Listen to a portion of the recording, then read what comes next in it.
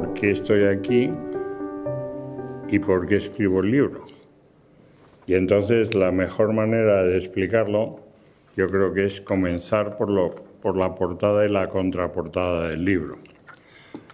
O sea, como os han comentado, yo nací en España en el año 41, tengo 85 años, y tuve la suerte de vivir en una España en la que todo lo que teníamos alrededor era muy duro, porque era una posguerra con una guerra mundial entre medias. Pero siempre que hay un problema, lo que yo llamo la providencia, otra gente lo llama la sincronicidad, otros piensan que es la casualidad. Yo tuve la suerte de tener unos padres y una familia que me enseñaron lo que es la compasión, desde que yo era pequeño. Y eso pues me ha servido mucho en la vida.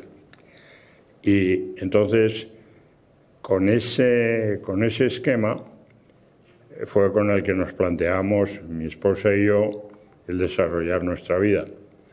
Primero estableciendo lo que llamábamos nuestros objetivos, y el primer objetivo que nos planteamos los dos fue cómo podíamos hacer que nuestros hijos fueran unas personas independientes, libres y sobre todo con un sentido de responsabilidad social y de compasión, que era lo que nos habían enseñado a nosotros. Nos fuimos a Estados Unidos en el año 72 y estando en Estados Unidos vivíamos en Indianápolis. El gobernador de Indianápolis decide hacer un chequeo en la población mayor de 60 años para ver el estado de salud de la misma. Este gobernador venía del sector de la sanidad y tenía como esquema el prevenir las enfermedades, no curarlas. Entonces, en ese chequeo que nos hacen, a mi esposa, con ese estilo que tienen en Estados Unidos de decir la verdad en el momento adecuado, les dicen que tiene Alzheimer, que tiene un principio de Alzheimer y que de ahora en adelante tiene que vivir con eso presente. En aquel momento nosotros llevábamos ya bastantes años casados. Eso ocurre con ya mis hijos casados los tres. Y ella tiene una reacción brutal, diciendo que la médica no sabe dónde está ni sabe de qué habla y que si no tiene título que no se dedique a dar consejos a la gente. Entonces, esto que figura en el libro, que es la pintura de unos relojes, es una prueba que hacen los médicos para identificar las personas que están muy al principio del estado de Alzheimer.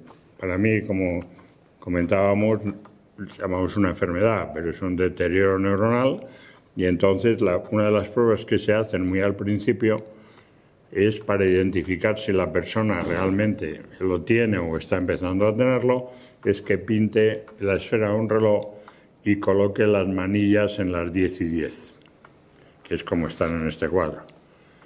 Entonces mi esposa sale después de la consulta y vuelve a ver a la médica y le dice: ¿qué prueba hacen ustedes para decirme que yo tengo Alzheimer? Y dice: hombre, pues las preguntas, el análisis de la serie que hemos tomado, de parámetros.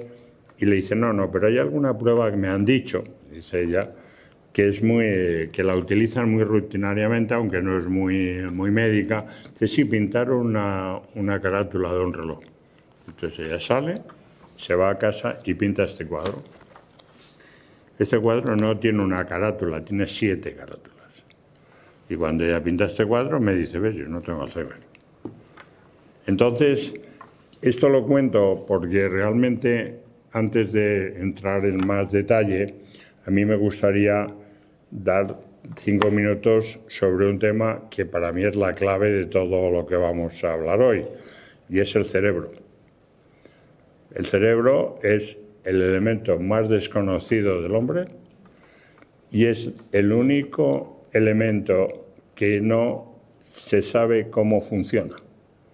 Tiene una actividad eléctrica, tiene una actividad magnética y tiene una actividad química. Pero el hombre es el único ser en la naturaleza que aprecia conceptos, entre ellos la belleza. Yo no creo que haya muchos animales en el mundo que puedan entender una sinfonía. Entonces, todo esto nos viene a decir que el cerebro es un órgano muy complejo. Y entonces, yo soy una persona técnica. Cuando me dicen que mi esposa tiene ese problema, pues yo lo primero que tengo que saber es qué problema tenemos que resolver. Y empiezo a ver que es que el problema no se puede resolver porque es que no está definido el problema. Las variables que buscamos las personas técnicas no existen. Nadie sabe cómo funciona el cerebro. Y entonces decido, justo cuando comienza este proceso, que dura 17 años, volver a la universidad y empezar a estudiar cómo se toman las decisiones con el cerebro, etc. Y me encuentro, esto que voy a contar ahora es un tema de un profano. Yo no soy médico, yo no estoy aquí para dar ni recomendaciones, sino para contar mi experiencia. Y en ese sentido quiero que se tome lo que yo digo, comparando otra vez con el mar, como un faro que alumbra caminos, pero las decisiones de dónde tiene que ir el barco la toman los navegantes. Y eso es un poco como quiero enfocar esta tarde la charla. Entonces, en ese sentido, yo empiezo a estudiar el cerebro y me encuentro con que, ahora que está tan de moda la inteligencia artificial, el cerebro al principio, pues hay mucha gente que piensa que funciona como un computador. Nosotros metemos información en el cerebro y la sacamos. Pero claro, eso es lo que hace un algoritmo, eso es lo que hace la inteligencia artificial. Y eso significa que no crea, solo maneja, recopila, almacena y la vuelve a obtener. Entonces, ¿qué ocurre? Que a medida que vamos siendo mayores, nuestro cerebro va teniendo más información y nuestro procesador, hablando ya con terminología técnica, pues tiene menos capacidad para manejar la información y nos cuesta más acceder a la información que vamos buscando. Y entonces se nos olvidan las palabras, no me acuerdo de esto, no, ni se nos olvida y si nos acordamos. Lo que ocurre es que el cerebro, al hacer ese proceso, necesita mucho más tiempo y necesita unas condiciones que hay que buscar y que normalmente no tenemos paciencia para buscarla. O sea, que ese primer estadio de cerebro eléctrico que yo llamo tiene una primera conclusión en relación con cualquier enfermedad neurológica, y es que qué importancia le damos nosotros al olvido, cosa que en el Alzheimer hay muchas recomendaciones, hay muchas maneras de enfocar el asunto, pero la mayoría de las técnicas que se utilizan ahora dicen no, es que los enfermos de Alzheimer tienen que recordar. Y entonces pues se les hace recordar la música, se les hace recordar canciones, a personas, etc.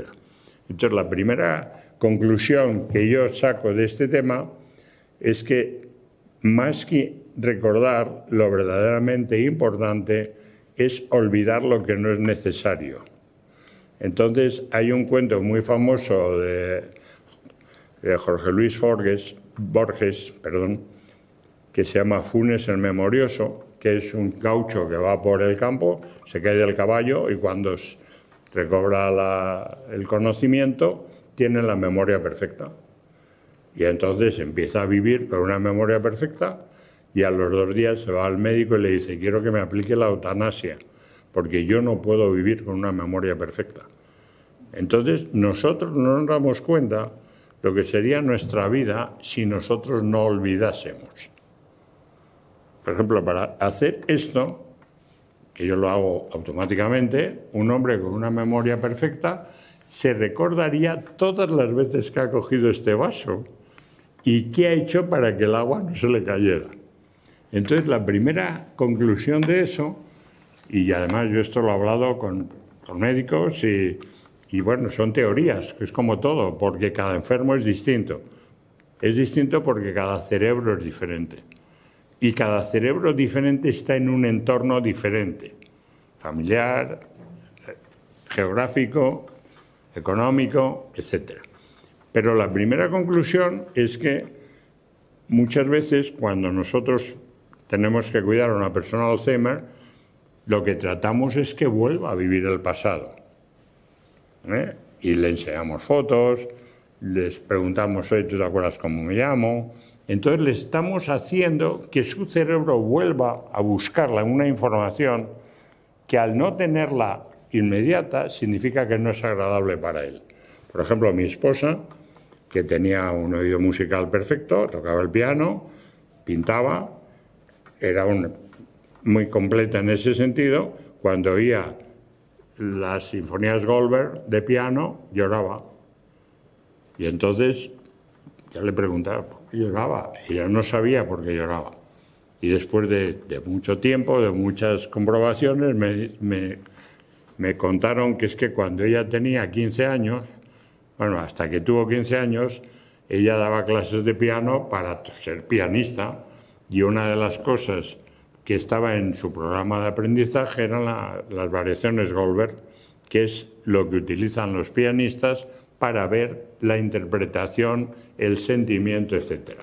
Entonces, a ella, el oír esa música, la recordaba sufrimiento, la recordaba esfuerzo. Entonces, todo esto es un elemento que es la primera conclusión que se saca. Y es que cuando uno está con una persona que tiene un deterioro neurológico, lo primero que tenemos que hacer es que nos haga llegar, que nos cuente dónde ella está mejor. Y eso viene la segunda conclusión, o el segundo elemento de análisis, y es que el cerebro eléctrico, como estamos hablando, es un cerebro que solo mete y saca información. No la crea, no la modifica, sino que la saca y la mete y la procesa de forma lineal, como funciona un algoritmo. En el año 89 hubo un experimento en Europa que fue de los primeros en inteligencia artificial, que hubo una empresa que decidió que para ser más eficientes en los procesos de fabricación, lo primero que tenían que hacer era obtener todas las mejoras de la gente con experiencia que había estado haciendo ese trabajo. Y entonces se les hizo unas entrevistas a todos los operarios. Esas entrevistas se recopilaron y se metieron en forma de algoritmos en un robot. Y el robot, pues, apretaba los tornillos, hacía todo lo que hacían las personas, pero claro, no se cansaba. Pero, ¿qué ocurrió? Que el algoritmo lo que no contempla es lo imprevisto. Entonces, cuando al robot se le caía el destornillador, el robot no tenía en sus instrucciones agacharse a coger el destornillador. Y entonces eso es importante, y es que el cerebro, en la siguiente fase de su proceso, tiene la creación de emociones, de sensaciones, etc. Entonces, hay un caso muy, muy interesante, que es un médico argentino que trabaja en la Universidad de Pittsburgh, que se llama Rodrigo de Quien, y este tuvo un paciente que le apareció a la familia diciéndole que tenía tales convulsiones cerebrales que no podía vivir, que quería que le aplicasen la eutanasia. Entonces tenía unas epilepsias horrorosas. Las epilepsias se producen por exceso de electricidad en el cerebro. De cómo el cuerpo maneja los 23 cromosomas, y encuentran que esos 23 cromosomas no son 23, son 23 millones, una cifra increíble, de combinaciones. Y eso les permite hacer una investigación médica que acaban obteniendo el Nobel de Medicina del 2024. Entonces, hemos hablado del cerebro eléctrico, del cerebro químico, pero ahora viene lo siguiente, que es el tercero, que siempre que hay electricidad y hay un proceso químico, suele haber un proceso magnético. Entonces aparece otro investigador en Estados Unidos y está viendo también sobre el Alzheimer. La gente de Alzheimer tiene unos periodos de enfermedad que normalmente son largos y tienen unos deterioros que no son uniformes. Entonces dice, bueno, vamos a ver, yo quiero ir a un sitio donde haya un grupo que, siendo personas distintas, de extracciones diferentes, al final tengan unos procesos de envejecimiento similares. Y entonces se pone en contacto con una congregación de clausura en Pensilvania y hacen una investigación que en este momento va por su año 37 de investigación. Y es a todas las monjas de clausura que están allí, se les hace un perfil genético, todas comen más o menos lo mismo y todas se mueren más o menos de 90 y tantos años, haciendo perfectamente todas las funciones que les pide la congregación. Y entonces no ven cuál es la diferenciación. Y entonces le piden al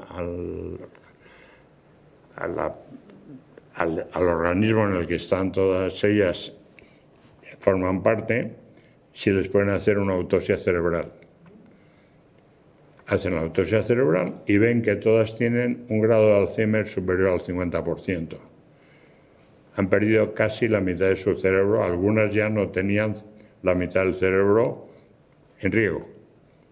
Entonces ahí surge otra nueva teoría y es otro nuevo análisis, que es el del cerebro social, que significa, para los que tenemos fe o que pensamos que hay algo más después de esto, la diferencia entre la oración y otras cosas. O sea, entonces empiezan a hacer una serie de pruebas con lo que se llama la neuroarquitectura, que es otro de los temas que surge ahora, que es que cuando un grupo de voluntarios se entra en una sala grande de un edificio normal, un polideportivo, etcétera, su cerebro tiene una serie de reacciones.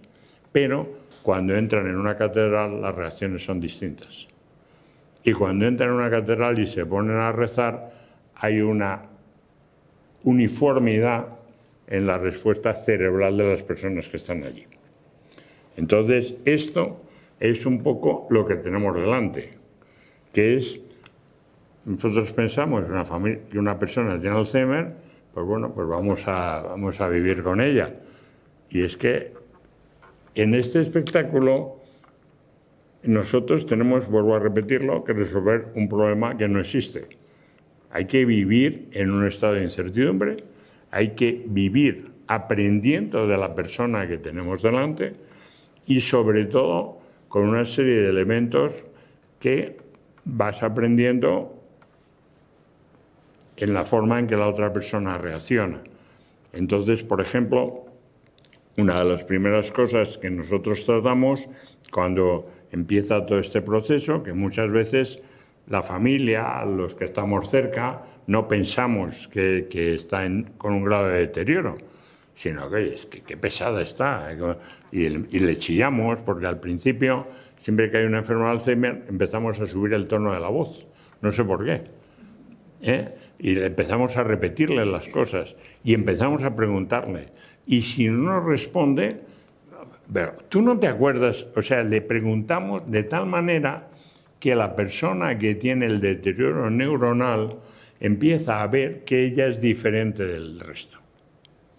Y esa es la primera parte del proceso, que para mí es muy complicada, porque la persona que está recibiendo ese choque, lo que piensa es que los que estamos mal somos los otros. Ella inmediatamente dice, oye, estoy muy bien. Si yo, ¿por qué me chillan? ¿Por qué me repiten? Si no? Entonces ellos empiezan a tratar de cuidarnos a nosotros.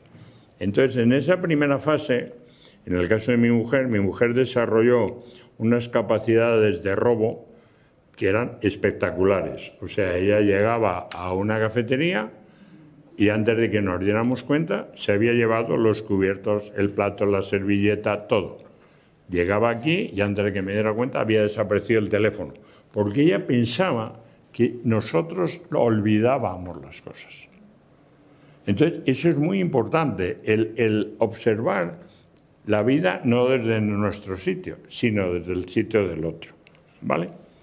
Bueno, entonces, claro, todo esto es un proceso que lo vamos aprendiendo con el día a día y para mí una de las decisiones que tuvimos que tomar como familia fue decir, bueno, ¿dónde vamos a pasar la tormenta perfecta? ¿Y cuánto va a durar? ¿Y cuándo va a ocurrir? Porque claro, yo preguntaba y me decían, no, hombre, pues según va, pues no sé, 5 años y entre medias, pues que vaya tomando esta medicación. Entonces, el tema de la medicación para mí también es un elemento que yo no sé si es por mi educación, yo entiendo que la medicación siempre es algo para corregir, algo para mejorar, es un elemento atenuante. Y entonces todo proceso químico, a medida que se va extendiendo durante el tiempo, va perdiendo su efectividad. Y entonces yo siempre que le recomendaban una medicación, al principio, muy al principio, pues les preguntaba, ¿y esto para qué es? No se cura, esto, el Alzheimer no se cura. Y esto es para que esté más tranquila. Bueno, pero es que está tranquila. No, pero está tranquila, pero dáselo, tú dáselo. Y a medida que iba pasando el tiempo, yo estaba viendo cómo la iba afectando a ella la medicación que tomaba. ¿Qué pasaba? Que a medida que pasaba el tiempo y se deterioraba su estado neuronal, le incrementaban la medicación o se la cambiaban. Y entonces, por ejemplo, hubo una medicación que le cambiaron y que le produjo unas epilepsias tremendas. Y entonces yo les pregunté a los médicos, digo, bueno, vamos a ver, esta medicación, según me habéis dicho, es para que esté ella mejor. Bueno, para que esté ella mejor y para que estés tú mejor. Porque es que parte de la medicación tiene como objetivo es que el cuidador esté mejor. Entonces, empieza uno y ¿qué ocurre? Que claro, es un elemento, yo no estoy con esto queriendo decir bajo ningún concepto, ningún tipo de decisión sobre la medicación, porque para eso hay expertos. Y hay gente que al final tiene que tomar una decisión, ¿no? Pero quiero explicar que la medicación tiene un efecto diferente en cada persona, porque cada persona tiene un cerebro diferente y cada persona tiene un proceso químico de metabolización diferente. Y entonces lo que a mi mujer le produjo unas epilepsias terroríficas, a otras personas les vino fenomenal. No sé si me explico. Entonces, ese es un elemento importante. ¿Qué ocurre con esto? Pues que cuando todo el tema, como digo, empieza, hay que tomar una serie de decisiones familiares de cómo se va a afrontar ese estado. Entonces, normalmente las personas siempre pensamos que sabemos quién nos tiene que ayudar. Y una de las cosas que hacemos es, yo tengo un problema, me tiene que ayudar mi madre, si todavía vive, mis hermanos, mi familia. Pero resulta que muchas veces no es que no ayuden, es que no pueden. Y yo tengo otra anécdota, y es que cuando yo llevo a mi esposa a la residencia, ella es de las decisiones más duras que tienes que tomar, pero que se produce siempre en 2 momentos en el tiempo. Primero van al centro de día y luego ya van a la residencia. Todos tenemos la tentación de que a la residencia no va a ir porque se va a quedar en casa, que la vamos a cuidar muchísimo mejor y a la residencia no hace falta que vaya. Pero vamos al centro de día por la mañana. Claro, yo a mi mujer le digo que tiene que ir a la residencia porque está mal y mi mujer me dice que no. Entonces ahí yo le dije, oye, vamos a ver, nos han pedido que vayamos a la residencia para ayudar a la gente de la residencia que está mal, porque claro, necesitan ayuda. Y ahí aparecí yo con mi mujer, tranquilamente. Mi mujer no se sentó con los enfermos de Alzheimer, se sentaba al lado de la instructora Y a la semana de estar, me viene un día y me dice, oye, es tremendo, qué mala está esta gente, ¿eh? Están como carracas, es horrible, no sé cómo puede... Pero eso era como ella veía la realidad, ¿eh? Entonces, todo esto nos está llevando un poco por el camino de ver que nosotros antes teníamos una persona adulta, una compañera, pero ahora se está convirtiendo en un niño. Y es un niño que no aprende. Los niños, a medida que van envejeciendo, aprenden. Un enfermo no aprende, va olvidando. ¿Vale? Bueno, entonces ahí viene el siguiente paso, ¿dónde vamos a esperar la tormenta? Entonces, mis 3 hijos, nosotros vivíamos en Estados Unidos y la primera pregunta que surge es, hombre, vamos a tratar de estar lo más cerca de nuestros hijos. Esa sería una conclusión natural. Pero hay que ver también una cosa, y es que la vida nuestra con nuestros hijos, en general, cuando una de las 2 personas, que es el matrimonio, tiene este tipo de problemas, cambia su relación con sus hijos. Su hijo tiene que cuidarlo, tiene que eliminar parte de otras obligaciones para cuidar a los padres. Y entonces nos parece natural que, hombre, ya que son nuestros hijos, lo hagan, ¿no? ¿Vale? Bueno, entonces, vuelvo un poco antes, para contar la anécdota de que cuando yo la llevo a la residencia, ya para quedarse, hay un señor delante de mí con su esposa, también para que ella se quede en la residencia. Y el señor le da un cheque a la que estaba de la residencia recibiéndonos y le dice, bueno, mire, este es el cheque para el gasto de todo el año. Yo ya no voy a volver a ver a mi esposa durante todo este año. Entonces, si hay algo, este es mi teléfono, me llaman. Bueno, yo cuando veo eso, automáticamente digo, este tío es un elemento horroroso. Abandona a su mujer aquí, se marcha, la deja. Y con el tiempo yo me doy cuenta de que ese señor hace eso no porque no quiera a su mujer, sino porque él personalmente no puede ir a ver a su mujer o estar yendo a ver a su mujer. Y es que eso muchas veces se nos olvida, que es como las personas que deben de ayudarnos están visualizando la situación. Por eso, otra de las conclusiones que se saca en este proceso es que nunca debemos de juzgar a los demás, ¿eh? Porque no sabemos el entorno de los demás. Y eso, yo que siempre he sido muy juzgador como persona técnica, pues claro, las personas técnicas tenemos un baremo y si lo cumple lo aprobamos y si no lo suspendemos. Se va uno dando cuenta de que aquí no hay esa situación. Aquí hay una situación en la cual tenemos que convivir con ella. Entonces, cuando llega el momento, como digo, de ver dónde va ella o dónde tenemos que vivir el proceso hasta que todo acabe, pues yo les propongo a mis hijos venirme a España, los 2 solos. Y entonces mis hijos dicen, bueno, papá, pues explícanos por qué. Uno de mis hijos vivía en Seattle, el otro en San Diego y el otro vivía en Miami en aquel momento. Podríamos habernos ido a cualquiera de los sitios.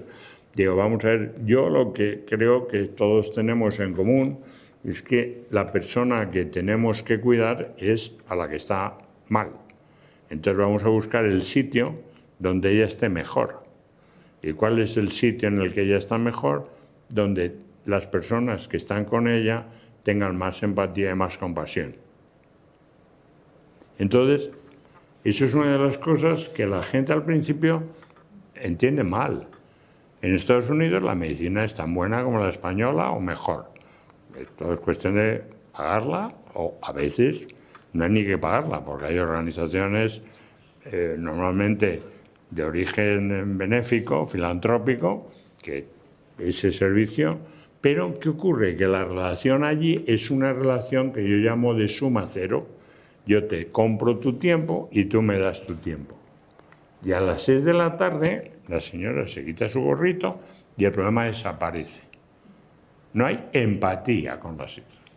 Y entonces yo me vengo a España diciéndoles a mis hijos que lo que yo voy buscando es que cuando Lita se quede en la residencia, la gente que está con ella no la considere ni como un mueble, ni que está aparcada, ni que tiene la obligación de cuidarla. Y entonces, después de algunas investigaciones, vuelve otra vez a aparecer la providencia y encontramos la residencia de Laguna Vía Norte, donde todas las personas que están allí es lo que yo he llamado los ángeles transversales, que son gente que en el momento adecuado aparecen, resuelven el problema y se marchan sin pedir nada a cambio. Y tengo para hacer una lista tremenda. Y cada uno de vosotros, ahora yo estoy seguro que tenéis ángeles transversales que cuando ha llegado el momento han resuelto el problema y han desaparecido. Entonces, eso es muy importante. Entonces, en la residencia en la que Lita está, ahí hay personas que cuando uno de los residentes se muere, yo los veo como lloran. O sea, veo el grado de empatía, de compasión que tienen. Entonces, nosotros nos venimos a vivir a España, mis hijos lo entienden, establecemos un protocolo para que vengan ellos y la vean, etcétera.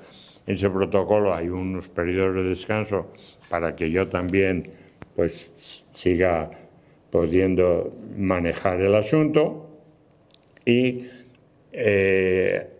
uno de los temas también importantes en todo ese camino es que a medida que ella se va deteriorando hay que ir tomando otra serie de decisiones, y la decisión más dura para mí fue cuando la tiene uno que desautorizar desde el punto de vista legal.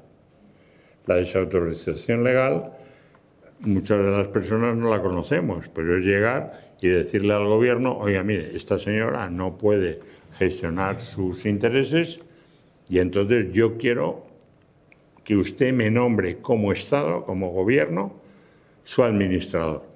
Eso que se dice así en 2 minutos es un proceso muy complejo, porque, ya yo lo entiendo y además me parece fantástico, hay gente que solicita eso para aprovecharse de la persona que está en minusvalía.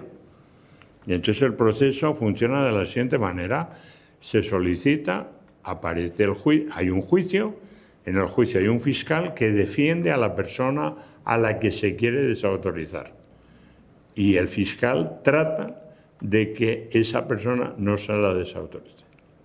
Entonces, ese proceso para mí fue muy duro, porque entre otras cosas yo tuve una incidencia también muy curiosa, y es que cuando yo llego al juicio veo una chica joven con el pelo verde, llena de tatuajes y toda con sus piercing por todos los lados, y le digo, oiga, ¿dónde está el juez y la fiscal y el fiscal? Me dice, siéntese y espere. Y a los 2 minutos se abre la puerta y era la fiscal del proceso. Entonces, claro, a mí se me debió de poner una cara que cuando entramos a la entrevista, el proceso, primero la entrevistan a ella, mi mujer ese día está con una claridad absoluta, de tal manera que yo que estaba fuera, porque en el interrogatorio no puedes estar presente, yo estaba oyendo a través de la puerta y estaba diciendo, no solo no me la van a dejar, sino que la van a poner a ella que me controle a mí.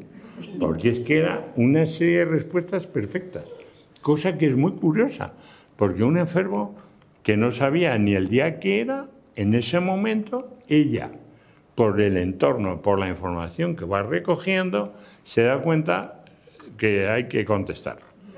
Y entonces, ¿qué ocurre? Pues que al final se da el fallo y efectivamente me dan la custodia, pero las condiciones de custodia son absolutamente leoninas. Yo tenía que presentar todos los días 30 de cada mes hasta el último céntimo de los recursos comunes que habíamos utilizado, porque teníamos bienes comunes. Bueno, cuando ella fallece, yo necesito 2 años y medio para que se cierre el proceso. Entonces, este es un elemento que también es muy importante, porque produce un deterioro y sobre todo, como diría, unas fricciones entre las personas del entorno, porque claro, esto que cuento, pues tengo la suerte de tener 3 hijos excepcionales, pero si en ese momento hay un hijo que dice, no, es que yo creo que esto no lo está llevando bien, pues claro, ese es un tema que hay que tener presente para manejarlo, ¿no? Entonces, ese es el elemento que yo entiendo que es el más duro al final del proceso. Y luego ya, y con esto me voy terminando, cuando ella fallece, pues lógicamente hay una serie de temas que hay que reestructurar. Entonces hay una decisión dónde voy a ir a vivir, qué voy a hacer después de esto, porque claro, hay que volver otra vez, no a cambiar los muebles, a cambiar la cabeza. Y entonces ahí Lita tenía, después del fallecimiento, en el cambio que hacemos de todo, yo me encuentro unos diarios que ella escribía y que los escribía para ella y que yo creo que para las personas que tienen que convivir con esto, creo que el escribir el día a día es fundamental y es lo que a mí me ha ayudado muchísimo a salir del agujero, que es un poco la razón del siguiente libro que lo vamos a publicar en mayo, que yo llamo Faros para los que se han quedado, y donde lo que le trato es de que la gente se conozca a sí misma para ver cómo vivir su duelo, porque cada duelo es distinto.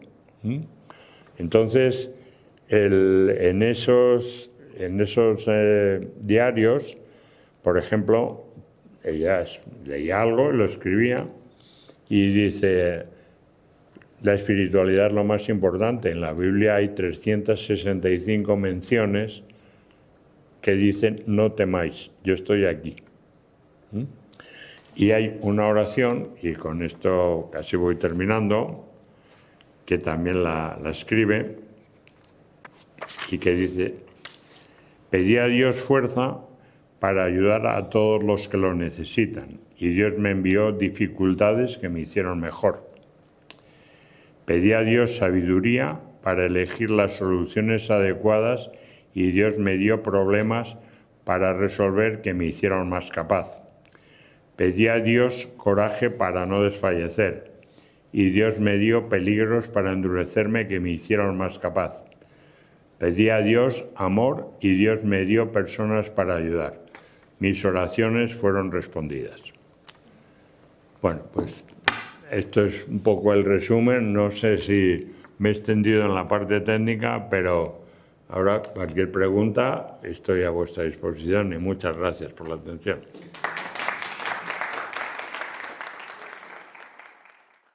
¿Qué es lo que ha sido lo más difícil del proceso? O sea, lo más difícil del proceso, yo entiendo que es que cuando ella se va, yo no se queda solo. Entonces estuvimos 64 años casados, ella no tuvo novio ni yo tuve novia. O sea, es una vida juntos. Y es un poco como cuando a uno le amputan una pierna y le pica la planta del pie de la pierna amputada, que ese es un fenómeno que existe. Entonces, es lo que todos pensamos, y sobre todo antes de que suceda, es de que, bueno, nosotros eso no lo pensamos porque es tan horroroso que no lo vamos a poder sobrevivir. Y yo lo que digo es que yo he tenido otra suerte adicional, y es haberme encontrado con una serie de ángeles transversales, algunos de los cuales están aquí sentados, que me han ayudado a desarrollar un camino que para mí había quedado en lo que yo llamo la cláusula del confort, y significa que cuando uno en la vida le están yendo muy bien las cosas, la parte espiritual no se preocupa, porque el confort que tiene con su vida normal no requiere más que seguir el día a día. Pero cuando aparece el problema es cuando se ve el valor de los 4 elementos que yo considero fundamentales, que son el amor, el discernimiento, la fe y la esperanza. No hay un diagnóstico para el Alzheimer, o sea, no hay una prueba que se haga y se diga tiene usted Alzheimer. Es un análisis donde en ese examen a nosotros ya había visto indicaciones, pero son las típicas indicaciones que uno va viviendo con ellas. Y a medida que nos vamos haciendo viejecitos, pues vamos teniendo manías. El Alzheimer da a los 35 años, porque es un deterioro neuronal. Entonces, cuando esa prueba, yo había visto que ella había ido deteriorándose en la relación personal. Por ejemplo, era una persona que tenía siempre como principio que ella no discutía nunca. Pero no discutía por una razón muy sencilla, porque después de hablar, ella no discutía y luego hacía lo que quería. Cosa que cuando eres joven, pues bueno, no le das valor, pero ya cuando vas siendo un poquito más mayor, pues vas viendo que, oye, pues si es que al final hace lo que le da la gana. Pero bueno, entonces, lo que voy con esto es que es un estado que parte del problema es la incertidumbre, porque luego no se sabe qué es Alzheimer, qué es deterioro neuronal, qué es otro tipo de enfermedades que ahora las están identificando. Pero es que el tema del cerebro, cuando el presidente Obama fue nombrado presidente de Estados Unidos, creó lo que se llama un estudio que ha durado 20 y tantos años para ver cómo el cerebro toma sus decisiones.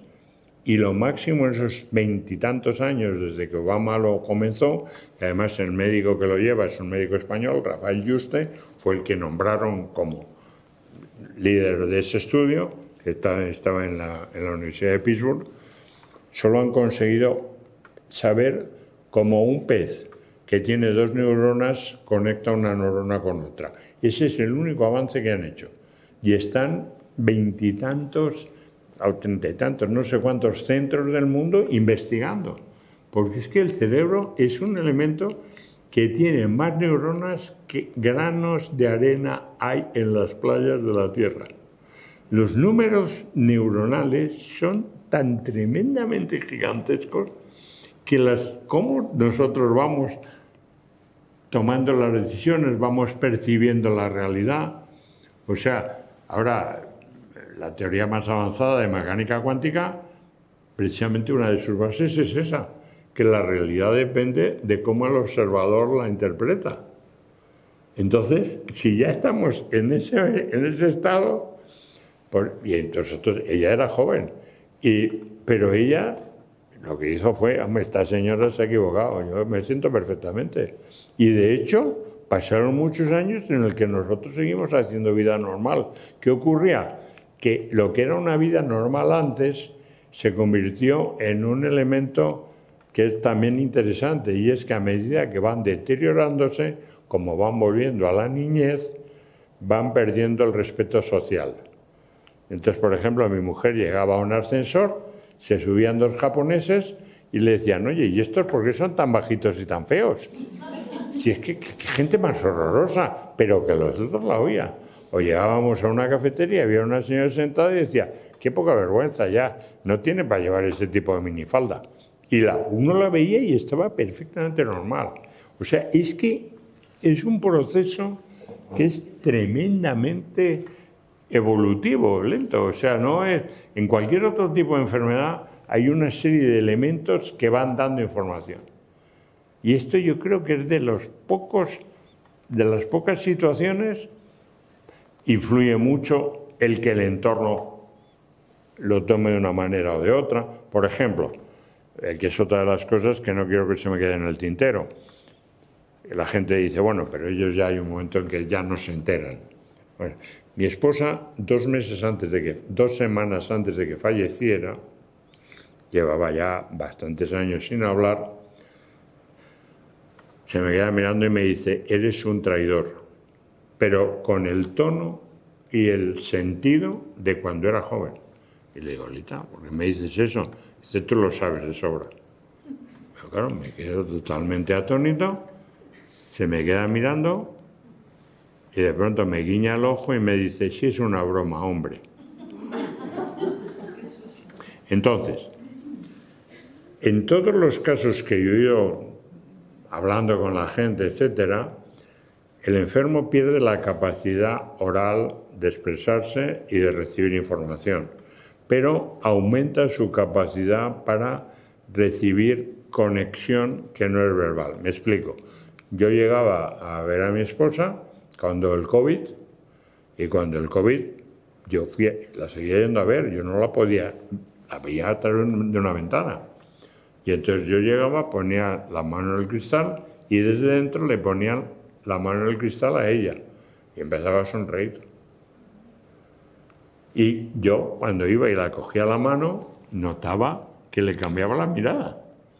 Entonces, ellos siguen teniendo la sensación de comunicación. Sienten el amor, sienten la compañía, sienten el respeto. Porque claro, luego hay otra cosa, que es que hay mucha gente que piensa que son unos muebles, pero además unos muebles que son muy incómodos. Yo, por ejemplo, en las primeras reuniones con familiares, para mí fue un shock el que alguna de las señoras que tenían sus maridos con Alzheimer, porque eran unas reuniones que estaba el enfermo de Alzheimer con su cónyuge y nos sentábamos juntos para hablar. Entonces una de las señoras dijo una frase parecida a esta: mira con lo bien que estábamos, que ya tenemos pagada la hipoteca, ya con la pensión, el payaso de él que ha tenido que ponerse ahora enfermo, porque es que además, mira, es desastroso, es un desastre tal. ¿Por qué? Porque esa señora lo que necesitaba era cuidado ella. Ella estaba sola, no podía sobrevivir el tema y lo que estaba era pidiendo ayuda a gritos. Entonces, claro, yo no le puedo decir a esa señora: oiga, usted es una desgraciada, ¿cómo critica a su marido? No, es que por eso el tema es de esa complejidad, no sé si me estoy explicando. Sí, nosotros cuando ya decidimos que el tema ya había que empezar, yo me vine por aquí con ella por eso, porque creo que aquí estuvo mejor. Por lo menos no tengo la idea de que no. Además, es que no tiene sentido, cuando ya ha pasado todo, el ser melancólico y ver qué se podía haber hecho mejor. Nosotros lo hicimos con todo nuestro cariño y yo estoy ahora tranquilo de que, bueno, o sea, a lo mejor podía haber habido otra solución, pero es lo que hicimos y se acabó, no hay más. No sé. Y yo lo que sí siento es que yo me siento muy acompañado con ella ahora, que eso para mí es muy importante, porque yo me voy, por ejemplo, cuando voy a ella está enterrada en Asturias, en un pueblecito que se llama Castropol, muy pequeño, enfrente de Ribadeo, y yo voy de vez en cuando, y siempre que voy, cuando amanece el día en el que yo llego, hay un arco iris. Y cuando ha habido momentos que ha estado muy bajo, porque lógicamente tampoco somos aquí superhombres, el tema del arco iris a mí yo lo tomo como una comunicación. Puede ser una coincidencia, puede ser que no tenga ninguna lógica, pero a mí me conforta. A mí me hace sentir que ella está presente. Porque, esas son las ventajas de pensar que somos trascendentes, no solo inmanentes, ¿no? Aquí en España hay uno de los mejores centros, que es la Fundación Pascual Maragall, y que están gastando mucho dinero en la investigación y están gastando mucho dinero, pero es que perdónenme la expresión, no sabemos a qué deporte estamos jugando. Es que no se sabe si es baloncesto, si es fútbol, no se sabe si somos el árbitro o somos el jugador. Es que mientras el cerebro no tengamos idea de cómo funciona, el resto... Y claro, yo lo que sí noto es que hay algunas cosas que, lo mismo que yo, esto del olvido, a mí me parece que para mi caso ha sido importante, porque en el momento en que yo a mi mujer le dejé de llevarla al pasado, por así decir, yo la notaba mucho más tranquila. Ella solo era feliz cuando cantaba rancheras mexicanas, que se acordaba de todas, con todas las letras, y que lo pasaba fenomenal.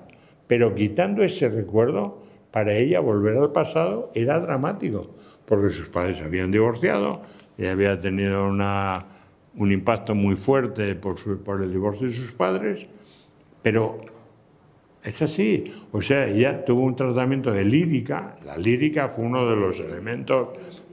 Bueno, la lírica le provocó unas epilepsias que no se murió de milagro. Y tuvimos que volver a la medicación más antigua que había. Entonces, la medicación es de prueba y error. Y claro, hay gente que le sienta la lírica fenomenal y hay otra gente que la pasa esto. ¿Por qué? Porque somos diferentes. Porque el metabolismo de cada una de las personas es distinta. No sé si me explico. El enfermo de Alzheimer, una de las cosas que empieza y que además eso es el final, porque no se mueren por Alzheimer, se mueren con Alzheimer. Porque ella pesaba 80 kilos, 70 y tantos, se murió con 29.